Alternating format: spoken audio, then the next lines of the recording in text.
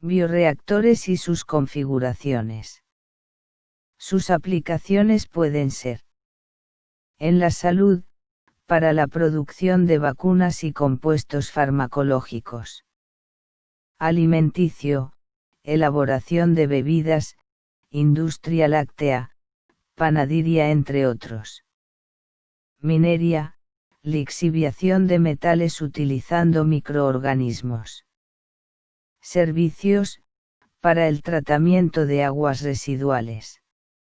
Se usa biocatalizadores en distintas formas como: el uso de enzimas, cultivo de células animales y cultivo de células vegetales; uso de microorganismos, bacterias, hongos, algas.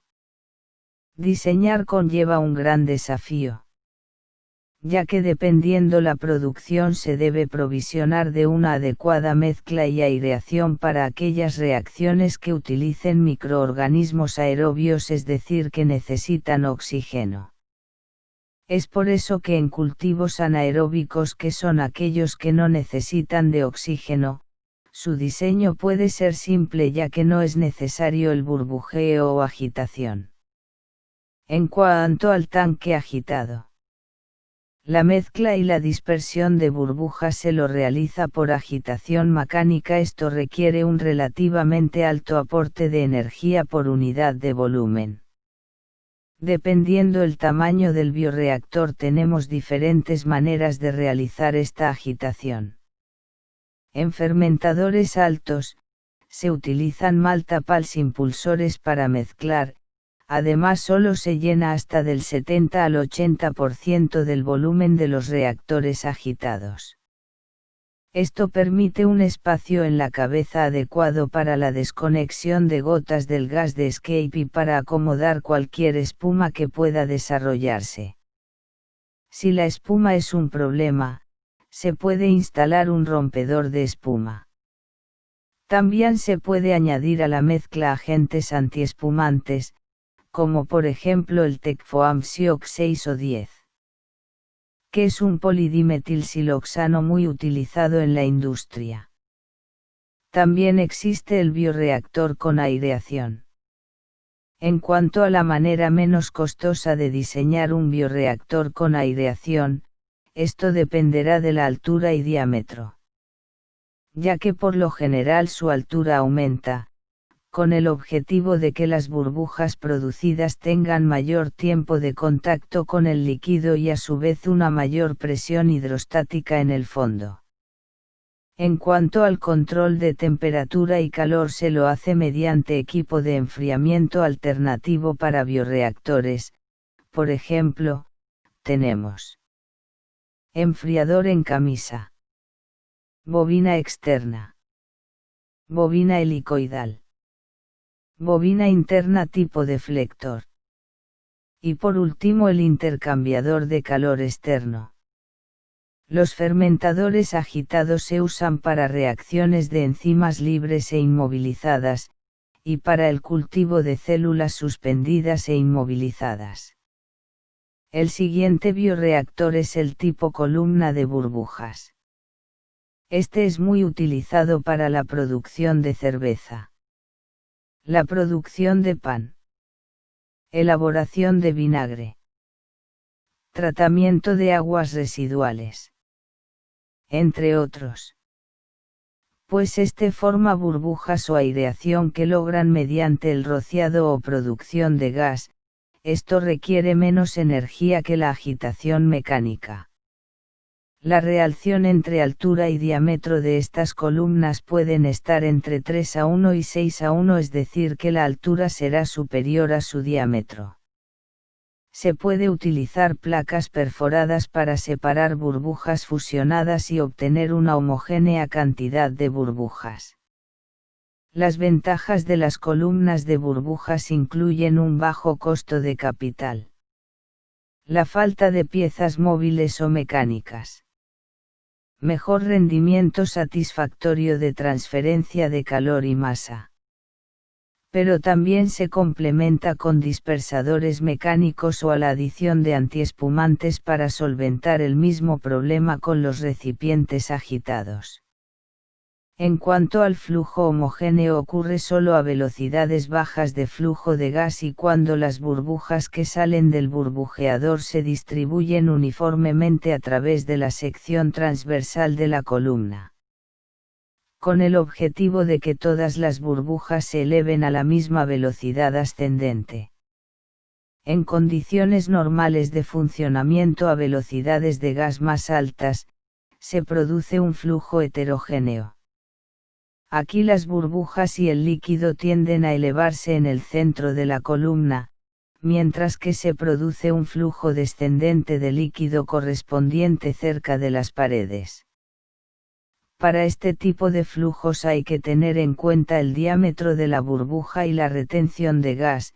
Si estamos trabajando con líquidos no viscosos, en estos casos lo más importante es el caudal del gas.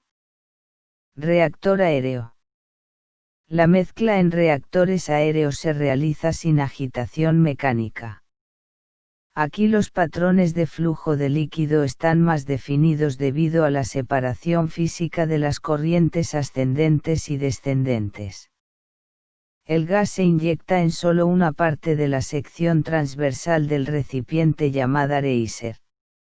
La retención de gas y la disminución de la densidad del fluido hacen que el líquido en el elevador se mueva hacia arriba. El gas se desacopla en la parte superior del recipiente dejando líquido más pesado sin burbujas para recircular a través del tubo descendente. El líquido circula en los reactores aéreos como resultado de la diferencia de densidad entre el tubo ascendente y el tubo descendente. El puente aéreo de bucle externo, se conecta un tubo vertical que separa a la mezcla, lo que genera que el tubo ascendente y descendente se encuentren separados. Al tener el puente aéreo externo, hace que en el tubo descendente exista menos burbujas y genera una diferencia de densidad entre los fluidos en la sección ascendente y descendente, lo que provoca una circulación más rápido del líquido. La configuración del puente aéreo confiere un grado de estabilidad al flujo de líquido en comparación con las columnas de burbujas, por lo tanto, se pueden usar velocidades de flujo de gas más altas sin incurrir en problemas operativos como flujo de babosas o formación de pulverización. Los reactores de transporte aéreo se han aplicado en la producción de proteínas unicelulares a partir de metanol y gasóleo. También se utilizan para el cultivo de células vegetales y animales y en el tratamiento de residuos municipales e industriales. Puede llegar a tener una altura 10 veces más que su diámetro. Hasta 100 veces más, como por ejemplo los ejes profundos, que son elevadores aéreos de circuito interno bajo tierra. Por último tenemos reactores agitados y accionados por aire. Vamos a ver la comparación de las características operativas. Para fluidos de baja viscosidad, se puede lograr una mezcla adecuada y transferencia de masa en tanques agitados, columnas de burbujas y recipientes de transporte aéreo.